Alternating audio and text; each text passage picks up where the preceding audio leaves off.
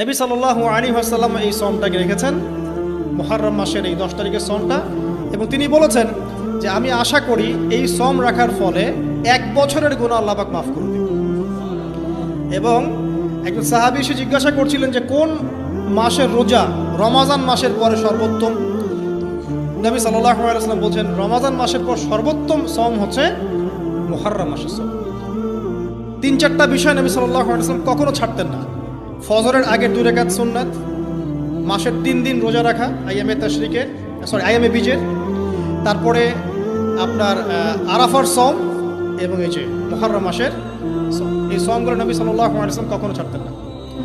আরও এসেছে একটা বর্ণনা, আমি এটা পেয়েছি ফয়জুল কালামের মধ্যে, যে আশুরার সওম রাখার পাশাপাশি ওই দিন যদি আপনি পরিবার বর্গের উপর খরচ করেন, ইনশাআল্লাহ আপনাকে সারা বছর আল্লাহর পক্ষ থেকে রিজিকের প্রশস্ততা দেওয়া হবে ইনশাআল্লাহ।